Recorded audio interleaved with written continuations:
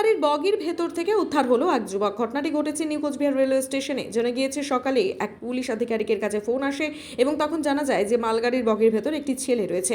খবর পেয়ে ঘটনাস্থলে পৌঁছয় পুলিশের আধিকারিকরা এবং ছেলেটিকে ওই বগির ভেতর থেকে উদ্ধার করে আরপিএফ পোস্ট অফিসের ঘরে নিয়ে যাওয়া হয়। এ বিষয়ে এএসআই সৌরভ সরকার বলেন, ছেলেটি ওয়াগানের ভেতরে ঢুকে পড়েছিল। কিভাবে সে সেখানে ঢুকেছিল তা আমরা তাকে জিজ্ঞাসাবাদ করব, তবে প্রাথমিক অনুমান চুরি করবার উদ্দেশ্যেই ঢুকেছিল সেই যুবক। বললাম যে তোমাকে ইসের ভেতরে পেলো, কি করতেছিলে তুমি ওখানে? আমি এমনি বসেছিলাম, আমার ভালো লাগতেছিল না। আমি পুরো অনেকদিন থেকে 10-12 দিন থেকে পুরো ঘোরাঘুরি করতেছি। আমি শ্মশান মশান সব জায়গায় আমি যাই, আমার মন চায় যেখানে খুশি আমি সেখানে।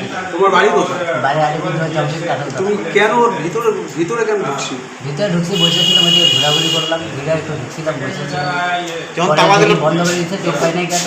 তুমি ভিতরে যখন ছিলে তালা দিয়েছে বাড়ি দিয়ে, তুমি বুঝতে পারোনি? বুঝতে পারিনি পড়তে। কেন কেন বুঝতে পারোনি? আমাকে বলছিল নামে পড়তে, আমি বসছিলাম নামে পড়বো।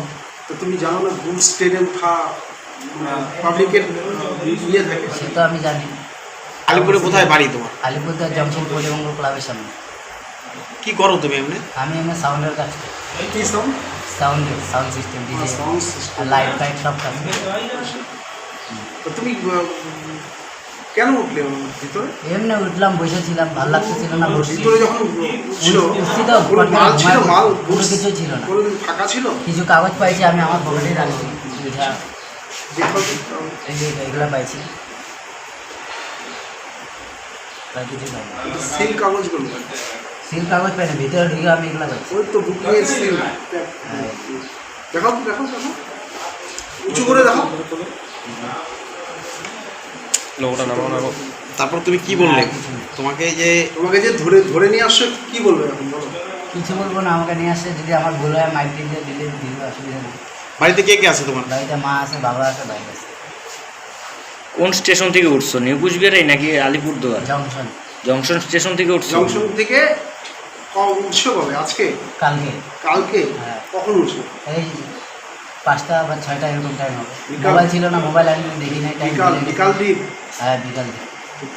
তারপরে নিকুজবারে এসছে নিকুজবারে সকালে তোমাকে খোলা হয়েছে নাকি? হ্যাঁ, আমি সকালবেলা ট্রেন পেয়েছি, ঘুমাই থেকে উঠছি। আমি 2-3 জায়গা পরে এদিকে তাকায়, এদিক ওদিক তাকায় দেখছি যেটা নিউ আলিপুরি হবে।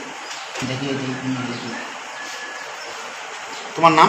রণবীর বর্মন। কোথায় বাড়ি বললে আরেকবার বলো। আলিপুরে? পল্লীমঙ্গল ক্লাবের সামনে। আলিপুরে? Alipurduar junction station, Pallimangal club থেকে আছে লেচুতলা, কাঠলতলা। পরে এখানে কে কে এখানে আমি শুনতে খবর পারো? দিয়েছি, একজনের কাছে জল চাচ্ছিলাম, সকালবেলা উঠছি জল চাচ্ছি। পরে জলের জন্য অনেক ছেলেবেলা গালিগালাজ করতেছে, সিল মারা আছে। আমি যে ঠিক আছে সিল মারা আছে, তাহলে আরপিএফ আসবে, আরপিএফ এসে খুলবে। কি হয়েছিল আগে আপনারা দেখলাম? আমাদের কাছে একটা খবর আসলো, ইনপুট, যে একজন ওই আমাদের এনসিবি ইয়ার্ড বলে ওটাকে, ওখানে সব ওই গুডস ট্রেন বা পার্সেল ভ্যান ট্যান এগুলো থাকে আর কি ওখানে। তো ওখানে একজন ছেলে বা লোক আছে আর কি। হ্যাঁ, তো সেই হিসাবে আমরা যাই, গিয়ে দেখি একটা ছেলে, হ্যাঁ, যে কিনা ওই ওয়াগনের ভেতরে ঢুকেছিল আর কি, পার্সেল ভ্যানের ভেতরে ঢুকেছিল, হয়তো চুরির উদ্দেশ্যে নিয়ে বা যে কোনো। ওটা আমরা এখন ওকে ইন্টারোগেট করব, হ্যাঁ, জানার চেষ্টা করব কী কারণে। যেখানে সাধারণ পাবলিক তো প্রহিবিটেড ওই সব জায়গায়, হ্যাঁ, সেখানে ও বিনা অনুমতিতে বা কোনো কারণ ছাড়া ওখানে ঘোরাফেরা করছে বা ভেতরে ঢুকেছিল। ওকে আমরা ওই রিয়ার এসএলআর বলে ওটাকে, এসএলআর, ওখানে মালপত্র যায় আর কি। হ্যাঁ, ওর ভেতরেই ছিল। হ্যাঁ, তো ওখান থেকে আমরা, হ্যাঁ, তো ওর ভেতর থেকে আমরা ওকে উদ্ধার করি, মানে নিয়ে আসি আর কি। হ্যাঁ, ওটা খালি ছিল। এবারে খালি থাকলেও ওখানে তো বিভিন্ন রকম পার্টস থাকে বা, হ্যাঁ, ওটা প্রহিবিটেড, ওখানে দরজাও সিল করা ছিল না, নিজেই ঢুকেছে হয়তো। সেটা মানে আমরা ইন্টারোগেট করলে বুঝতে পারবো এখন। এটাই নিউ কুচবিহার স্টেশনের, ওটা হচ্ছে নিউ কুচবিহার স্টেশন ইয়ার্ড।